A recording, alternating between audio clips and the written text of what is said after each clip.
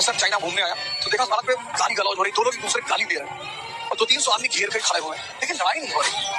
तो प्रोफेसर वो भी 15-20 मिनट तो खड़ा रहा।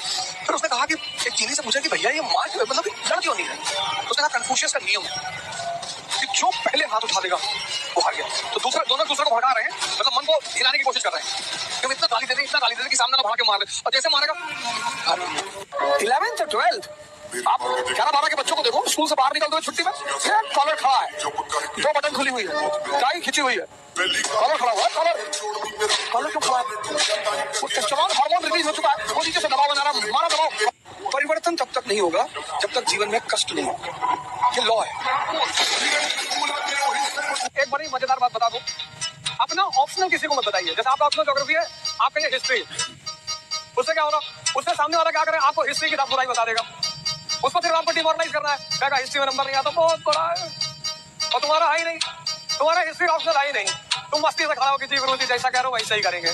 इसको बोलते हैं आर्ट ऑफ लिविंग। आज मैं आपको एक नाम बता के जा रहा हूँ, कभी आपको मौका लगे उसकी किताब आदमी की पढ़िएगा, डेविड किंसले, द 10 महाविद्यालय। उसकी जो कवर फोटो है, कवर फोटो आप उसकी कवर आज विकिपीडिया पे गूगल पे आप ये नाम डालिएगा 10 महाविद्यालय David Kingsley, just see the cover photo, you will be puzzled by seeing the cover photo कि ये क्या है यार। शांतिस्वतम इतनी बड़ी फिलॉसफी है और इसी देश की है। और मुझे बात पता क्या है, इस देश के लोग सबसे ज्यादा परेशान है सेक्स से। युद्ध की सबसे बड़ी बात यह है कि तुम डिस्क्लोज मत करो कि तुम क्या कर रहे हो, तभी जीतोगे। अगर युद्ध में तुम नजर में रहोगे सब चीज, तुम मान दिए जाओ। हिंदुस्तान के राजा क्यों मारे जाते, ये हाथी बैठ के रहते थे। इस दुनिया में ज्यादातर लोग अपने चेहरे पे ध्यान देते हैं, क्रीम लगा रहे हैं, एक्स का ढीला लगा के बाहर निकल रहे हैं, इसे करने कोई फर्क नहीं पड़ता। इस दुनिया में ताकत की पूजा होती है।